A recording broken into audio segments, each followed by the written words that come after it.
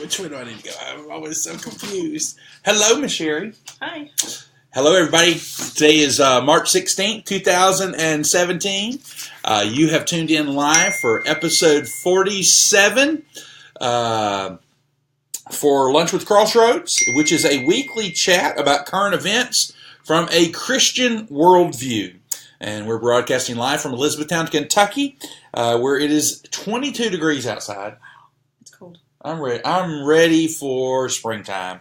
It's going to get up to 46 today. And as always, if you have topic suggestions, send them in to us, lunch@crossroadseatown.com. You also can find us on the web at crossroadseatown. And why don't you follow us on Twitter at crossroadseatown, at Rob_Sumrall. So, there's some people that are greeting you there. Miss Sherry, let me introduce my co-host today. Special co-host, Miss Sherry Spencer. She is co-founder of For His Namesake Ministries and my friend. Yes. So we're glad you're here today. Thanks. How many times have you been on Facebook Live before? My first time. Your first time. You're going to have to speak up so they can hear you. Aw. Okay. Such a soft talker. Yeah, she's a soft talker. My first time. Well, we're glad you're here today. You'll understand why she's here in just a few minutes, guys. Folks are glad to see you. Miss Stephanie Knowles watching right now. Hey, Steph. Amy Spriggs is... John Thomas is, so some other folks as well. Glad you guys are at Lewis O'Brien's watching. Lewis, did you hit your target last week on your St. Baldrick's thing? Let us know, because we kind of helped you. Well, hey, listen, while you guys are letting us know what you're having for lunch, let me take a second, and he's mocking the color of my shirt, John Thomas is. Did you say this is pink or salmon? From here it's salmon. Yeah, I would say. Do you say salmon or salmon? Depends on the day. Salmon today. It's salmon today, right? Yeah, I always said it was salmon, and then I heard like people from up north say salmon. And so, but down south, we always had salmon patties. Yeah, salmon patties. Did you have salmon patties growing up? Yes, I did. Yeah, my mom always served, she served salmon patties with black-eyed peas, and I don't like the black-eyed peas, so. We only had those on the first of the year. First of the year, yeah. Yeah. I'm not a big black-eyed peas fan. No. Do you put a penny in your black-eyed peas? No, not heard that before. Yeah, on New Year's, you're supposed to put a penny in the black-eyed peas. Oh, it's for luck. It's new for us. I don't know. Try it. Hey, happy birthday today to my buddy Cade Bowen. Hope you're having a great day, Cade. Happy birthday to you. Earlier this week, yesterday was Darian Ditto's birthday, so happy birthday, Darian. Happy birthday yesterday to Melissa Brady, my friend Susan Prejean, Alice Wheeler, Rose Lineberry, Miss Kim Thomas down in Louisiana. This weekend coming up, my friend Mike Dravis, Pat Filial, Abby Hinkson, Chris Reidler, Joey Gibbs, Jeremy Gibbs, and Zebulon Willoughby. Let's see what folks are having for lunch today. Oh, Lewis O'Brien said they did reach their goal. That's awesome. They raised $2,200 for childhood cancer awareness. That's awesome, guys. Way to go. Proud of y'all for that. Amy Spriggs having a turkey bagel and grapes. That sounds good. Homemade chicken salad for Lewis O'Brien. Stephanie Knoll, turkey sandwich. Yes, that is very salsa and chips. RC Cola. Been a long time since I had RC Cola. Yeah, I've never drank RC. You haven't? Mm-mm. When I was a soda girl, I was a Dr. Pepper girl. Yeah. You don't drink soda anymore? No. Good on you. RC Cola and a moon pie. That's how you eat it down south. Today is March Madness. Do you like basketball? No, not too much into basketball. It's the kickoff of March Madness, and since I live in Kentucky and all, I'm going to watch it. I actually love it. I like to see the little schools beat the big schools, and so that's happening today. So I think I'm going to feel sick this afternoon. I think I'm going to go home and watch some. Well, you've putting up with me for the next few minutes. It might be good to go you home and take a rest. You don't have that effect, Miss Sherry, not at all. So, but here's what you probably don't know, and this is kind of an uncomfortable thing. Today is not just the kickoff of March Madness, but there's a phenomenon that has begun to develop over the last 5 years, and that's that there is a 50% of increase this week.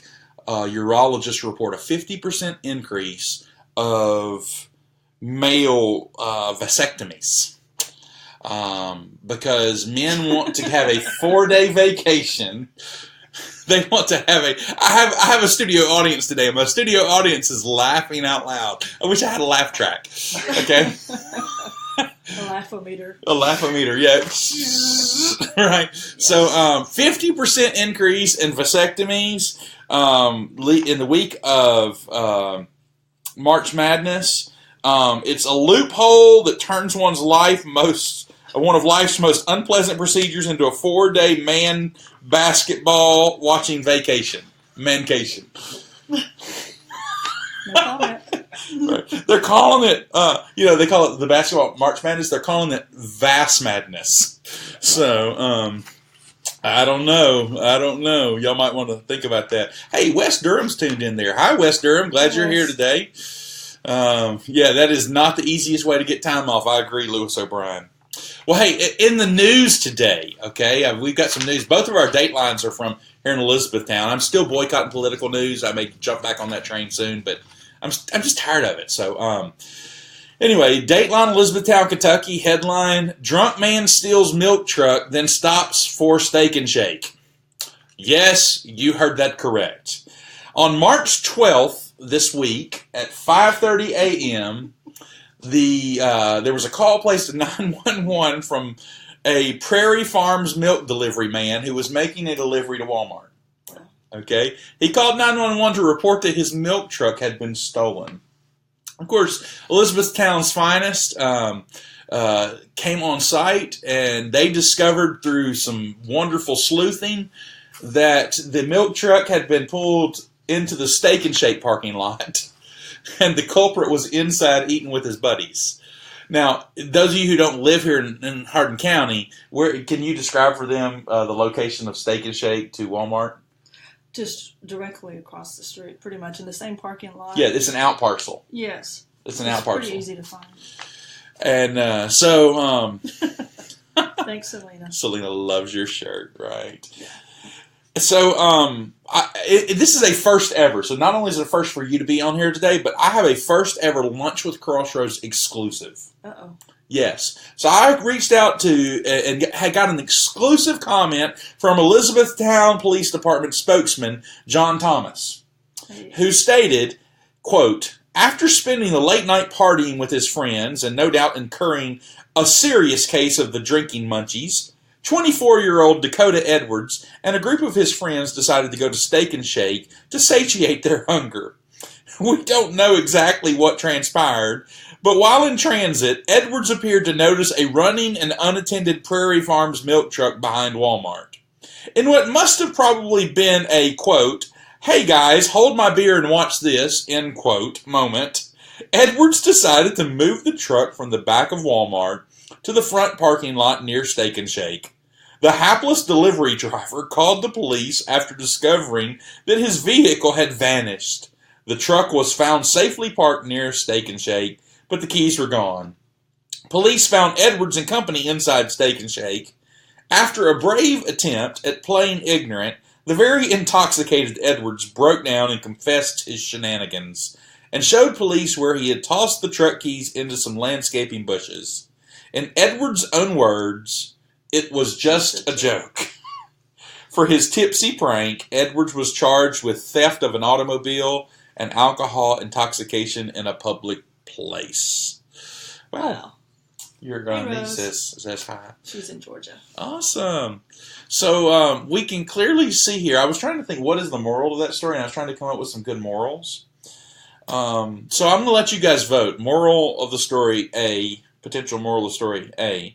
Be careful not to milk the situation beyond its limits.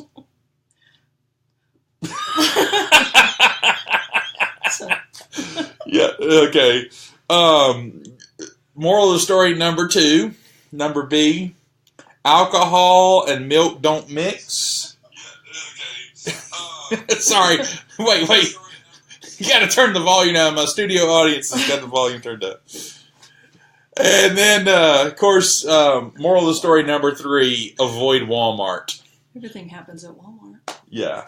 I'm all for avoiding Walmart. Yes. Well, hey. Also, our second news story is a much sadder. It's not that that's not kind of sad in its own way, but this past week on Monday of this week here in Hardin County, there was an accident, and Miss Suzanne Dennis had a heart attack behind the wheel of her vehicle and passed away. Her husband is pastor of White Mills Christian Church. Tim Dennis is his name. And our thoughts and prayers go out to them. I had an opportunity to go by the funeral home yesterday and get in line with hundreds of other people. And their family is doing well. For a number of years, Michelle and I were neighbors to their daughter, Laura Beth, and their son-in-law, Jason. They're wonderful, wonderful people.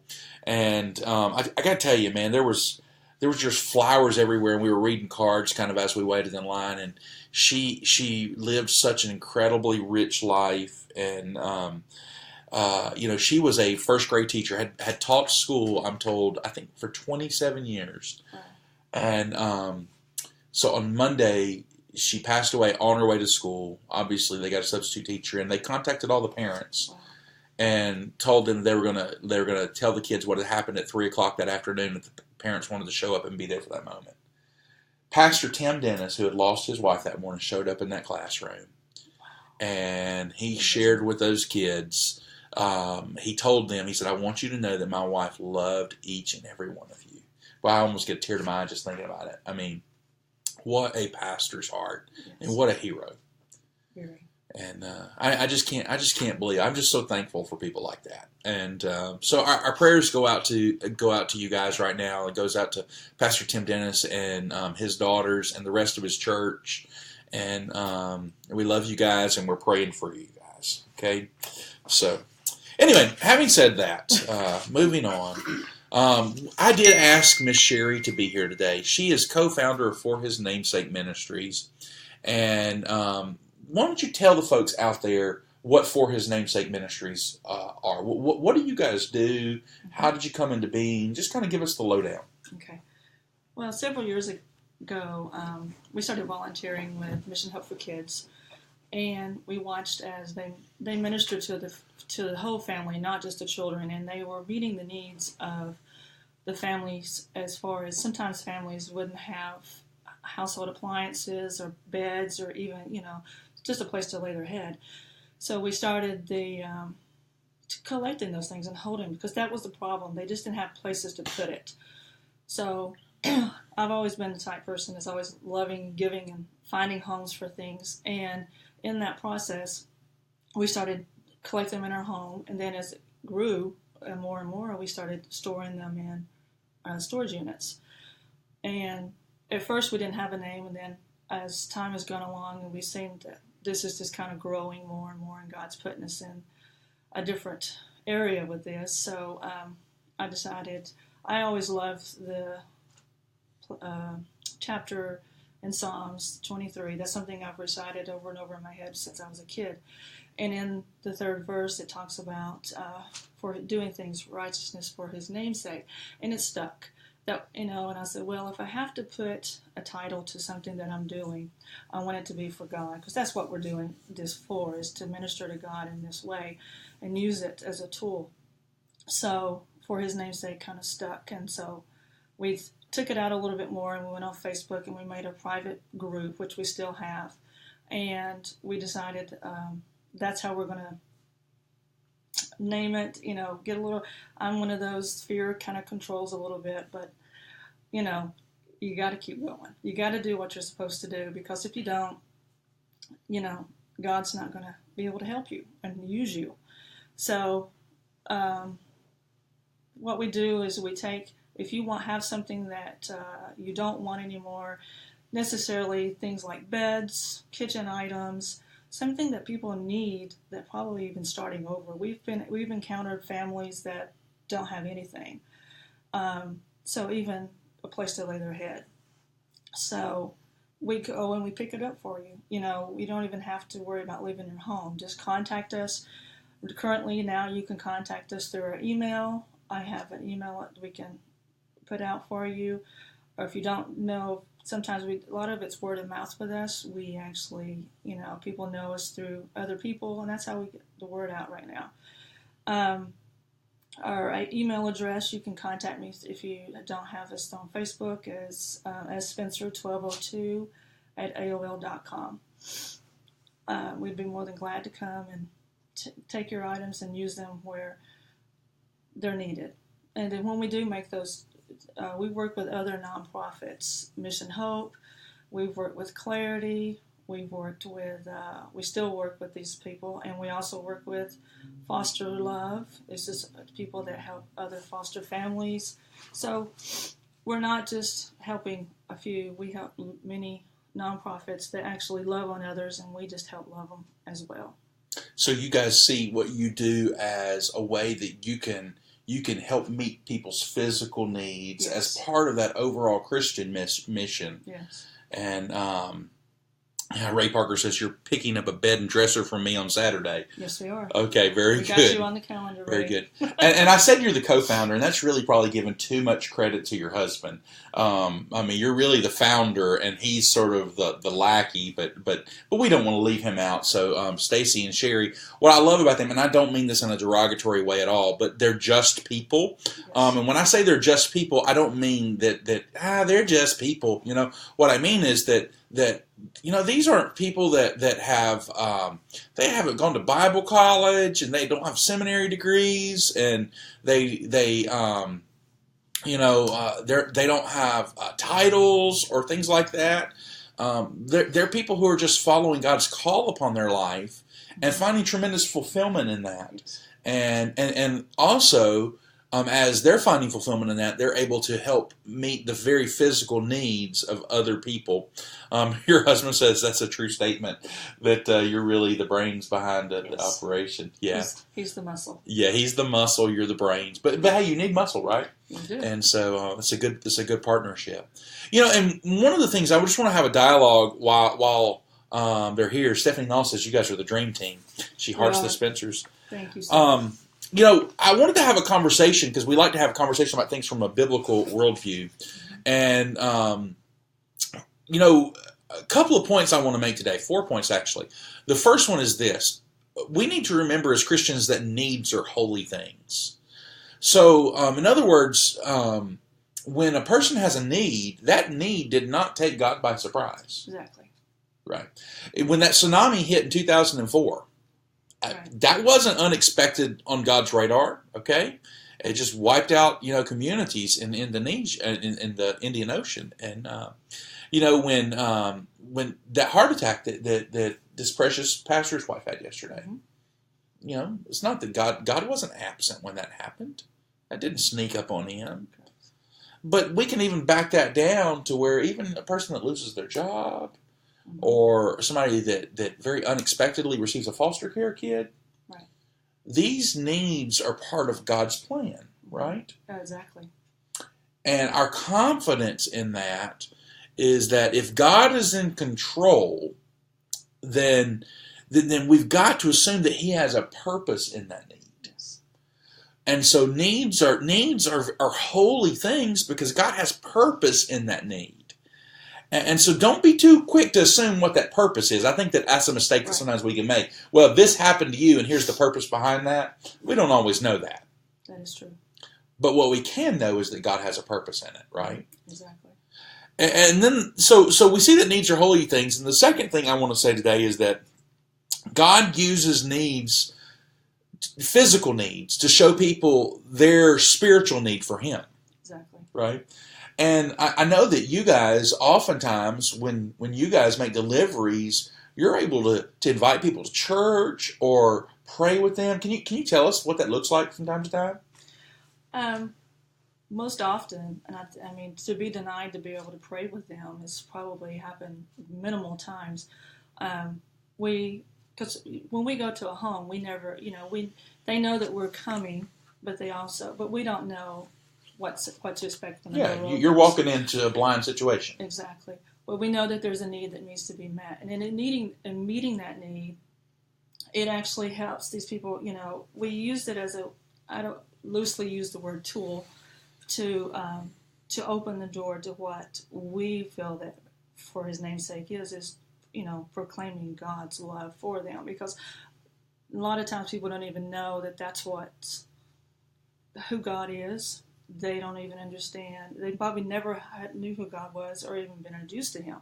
So this is kind of the way that we use it to minister to people, you know, here in Hardin County. we've been in Brandenburg before. We've been in other cities as well, but we do a lot of our ministry here in Hardin County because God's need is, there's people needs us here. God here is just as well as Africa or any other place that we go. So when we go in, we of course we give the items that they need, and then we offer to pray with them. We'll say, can we pray with you on this? And they love it. They say yes, and it's special for us because it's we asked them what their needs. How can we pray for you? And so that gives us a chance to even open the door even more to know where their heart is, because when you think about it, it's a heart condition. It really is. And both Christians or believers as well as non-believers, it's a heart condition. And it's something daily that we, as the ministry, we strive to make sure our heart's in the right place when we do what we do. So when we do pray with them, and recently we have volunteers that help us on these visits all the time, and they love to help. And we recently had a visit with Veronica. Hey, Veronica, hope you're watching. I'm using your name today. She's a Spanish-speaking. We have a lot of Spanish-speaking people, families in Hardin County, and so she got to be with us because they only spoke Spanish, and we're like, oh, okay. But we actually had a Bible that we offered him, and the face that he had on him was tremendous. It was a blessing for us because he's like, this is in Spanish. I know, and he was humbled, the fact to receive the Word of God.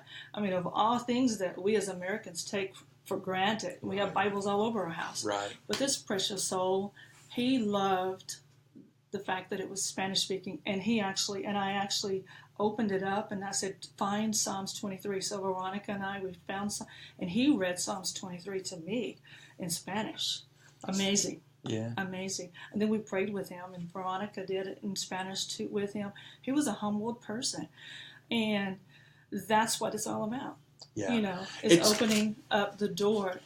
We're seed planters. We plant the seed of love. We'll never receive Christ until we spiritually humble ourselves. Exactly. And sometimes when a person is physically humbled, yes, it's a very short step for them to become spiritually humble, because it's not like our physical and our spiritual are not completely divorced from each other. They're not silos in our life. Here's my physical silo and here's my spirit.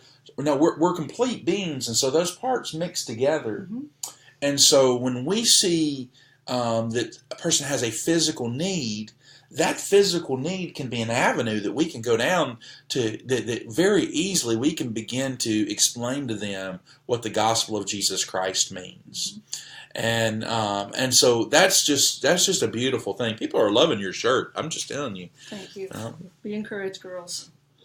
She believed she could, so she did. Yeah. Be encouraged. Oh, we got some girl power. She's got on girl power, and I got on the girl color. Yay! We planned it that way. Yeah, there's Travis Van Meter.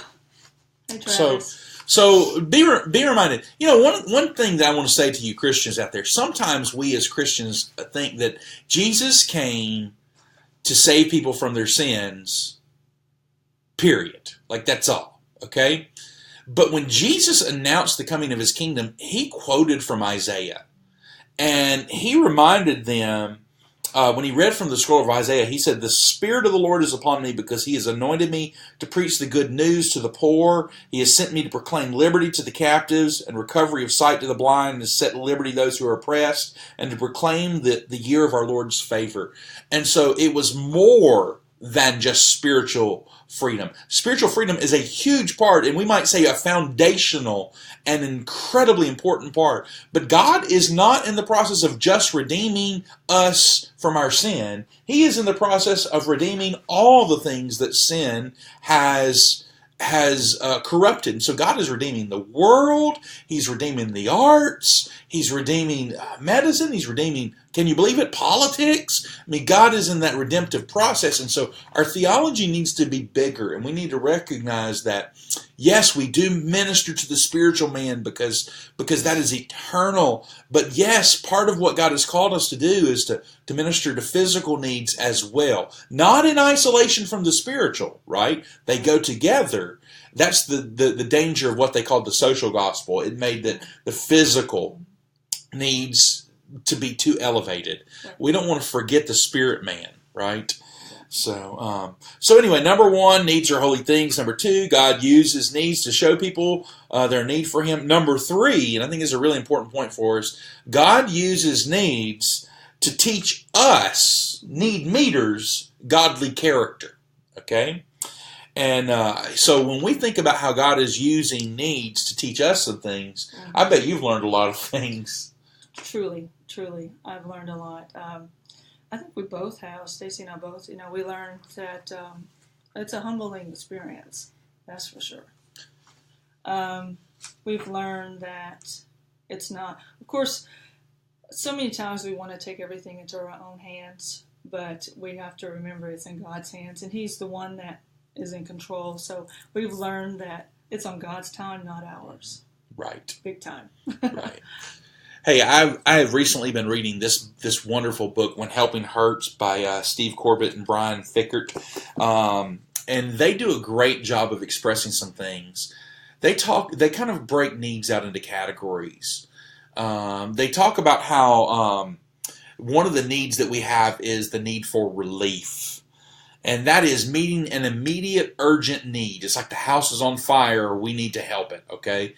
It could be literal fire, or you're just, kind of an emergency. A second level of need is what they call rehabilitation. And this kind of happens after the fire has been put out, and this, or after the bleeding stops, and it seeks to restore people to their community and to a positive element of their pre-existing condition. So in other words, to return normalcy. Okay, and then the last level is what they call development. And so in development, this is an ongoing process whereby the helper and the helpee, to use their terminology, are moving closer to God in a discipleship process.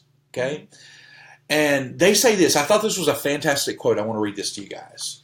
They said, one of the biggest mistakes that North American churches make by far is in applying relief in situations in which rehabilitation or development is the appropriate intervention. In other words, we are quick in America to do a handout, right? To help somebody. And that is not a wrong thing to do. But we need to understand that truly helping people goes beyond that, yes. Right? And that's why I love how you guys partner with other gospel-centered ministries, because you recognize that you're a great tool with that handout, but in a part of a bigger process. Yes, that's true. And so that's why you guys partner with places like Mission Hope for Kids, Clarity, through some of the foster stuff. Even folks from the church have come through that. So I love that. And so one thing we need to remember is we can't just give a hand out. We need to be willing to engage in people's lives. I think about a lady in our church right now, and when she came to our church, it was through a benevolence need, and her biggest desire at that point in time was to be on disability. And today she is a productive, valued disciple of Christ. She is walking with the Lord, and I am so thankful for her life and her ministry and the way I see Jesus in her. And she came with so many needs, and we addressed spiritual and physical, and now she's at a place where she's a need meter herself. Exactly. Right? She's quick to help people. The last thing I want to talk about is how God uses needs to display His love to the community. And when we care for others' needs, we are showing the love of Jesus Christ. Yeah. It is putting Jesus on display to the world. When we give without expecting in return, we're demonstrating the grace of Christ. When we love with no strings attached, we communicate the heart of Christ. When I pastored in Louisiana, Hurricane Rita hit our community. It hit before I was even ever able to preach a sermon. I was supposed to start on a Sunday, the Thursday before that Hurricane Rita hit. My first two sermons I preached were in a parking lot with a sound system powered by a generator, and to people that I didn't even know. I wouldn't have known anybody anyway because I was new to the church, but I didn't know that half the people there were visitors and half of them were people who normally came to my church. I didn't know who was who. And all of a sudden, money started to flow into our church. Even my Aunt Jane watches this. She's not on live today. She told me she had to go to a prayer meeting today, which I think is really awesome, Aunt Jane, that you're going to a prayer meeting. I love the fact that you're really involved in church right now. And But she's always been a very generous person, and she would send money to my church, checks, and those checks would come in once a month, once every other week, something like that. I don't remember exactly. She wasn't the only one. Businesses sending in. We had thousands of dollars come in our church, and we were able to go out to people who had legitimate needs and help them with things like roofs and vehicles and things that they didn't have insurance to cover. They were just devastated. And I can't tell you how many people were touched through that, and people literally were just won to Christ through that. People think many times that the church exists to separate you from your money, right? Church exists to take from you, right? And really the opposite should be true. Exactly. They need to understand that as Christians, we exist to give you the greatest thing in the world, the gospel of Jesus Christ, but even sometimes, if necessary, the shirt off our back. Exactly. I think about that Good Samaritan who Jesus was telling that parable about who our neighbor is, and how loving and generous he was. And so our challenge today is be a need meter. Right? Be a need meter wherever you are. Look around you. If you don't see needs around you, just pray and say, God, help me to see some needs in my community, in my world today. They're there. You'll see them so quick, won't you? Yes. We just have to be willing to see and look. That's exactly right. Yeah. So often we want to push that to somebody else, and God's using that, like you say, to not meet the need of that person, but to meet a need inside of your heart that he's building. Yeah, because while God is working in them, or he's working on us, right? Exactly. All the time. All the time. When we allow him to. Yeah. So now, some folks may have not got this earlier, but there's probably a lot of you guys out there right now that are in the Hardin County, Elizabethtown area. Listen, if you're in Louisiana and Alabama and you're watching this, Sherry would love to take your stuff, but her husband Stacy said he won't come get it. So, but if you're here in kind of the central Kentucky area, the Kentuckiana area, we would love to allow you to be a blessing to other people. Probably a lot of you are going to be doing some spring cleaning in the days ahead, right? Those clothes don't fit you anymore. Get rid of them, right? That new couch you've been wanting to buy, go buy it. Give that old couch to something. Right? And, what do you say? It's tax time. It's tax time. That's right. And so what you need to do is you need to send an email to S. Spencer. That's SPENCER. Just like it is typically spelled. SSpencer1202 at AOL.com. Okay? SSpencer1202 at AOL.com. In fact, I'm going to ask my studio audience to type that email address into the notes right now. They'll do that. And that way you can see that. And you just send them a quick email, and it's so easy. They've done it for me before. I mean, all you have to do is put stuff in bags like clothes or stuff. You don't really have to do a lot of that. But you just tell them you've got the stuff ready to go, and they'll show up at your house. And, if you want to help them load it up, that'd be great. But otherwise, Stacy will come and do it. And you can be confident that stuff is going to be used for the kingdom of God to minister to other people right through that. So. And just so you guys know, we currently do not take monetary donations. We are in this process of becoming nonprofit.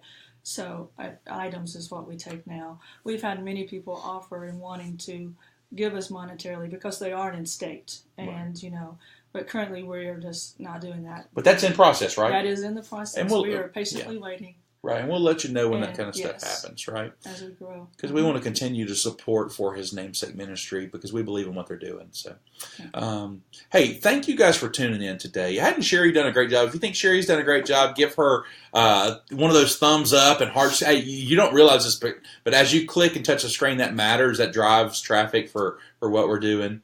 If this has been helpful to you today, I want to encourage you to either like the post or even better, share it on your timeline so that other people can see it. That drives a lot of views and clicks so that people can understand what's going on. Look at all those people. They're loving you. They're loving you. Hey, and give a little love to Stacy, too. I mean, Stacy, my first studio audience, he's the man. He's the man. We always love to hear from our viewers out there. And so if you have any questions or comments or suggestions for upcoming topics, you can always email them to us, lunch@crossroadsetown.com. You can find out more about our church, sermons, all kinds of things, crossroadsetown.com. Do you love your church? I love this church. I love my church too. I love it because people like you guys are involved in it, and so you can find. Yeah, that's right. We've been at it for a long time, right? Mm-hmm. So want to encourage you guys. Oh look, Selena Spencer on there. Wow, she has a long name. Yeah, Selena Danielle Spencer Coffee. Yeah, SDSC. Mm-hmm. We love you, Selena. Okay, she's sending out that love. Right, Lacey. Hey, Kinsley. We hope Lacey's feeling better. We've been praying for her and her surgery on her eye. We're so thankful for how God is healing her through that. Okay. Awesome. Hey, listen. If you don't get weekend update from Crossroads Baptist Church, we want you to get that. It's a great way for you to stay in tune on what's happening. All you have to do is go to crossroadseatown.com. Something will pop up. Enter in your email address. You'll start getting the weekend update, and that'll let you know some things that have been happening in the life of Crossroads Baptist Church. I want to encourage you to join us this Sunday at 10:30. I'm actually going to be preaching on the wrath of God this Sunday. When's the last time you heard a sermon on the wrath of God? And so she said thank you to us. So you're probably going to want to be here for that because that'll be interesting, I think. So hey, as always, I want to thank you. I can't believe you spent Thursdays with us to spend a few minutes with us. We are just honored and blessed that you would do that. And we hope that you will tune in with us next Thursday at noon for Lunch with Crossroads. We're coming up quickly on that 50th anniversary celebration. I'm getting really excited about that. That's 2 weeks away. We're going to have some special surprises for you on that day. So until then, thank you for tuning in today. This is Pastor Rob Summerall with my co-host today, Sherry Spencer, for His Namesake Ministries. God bless you. Have a great week.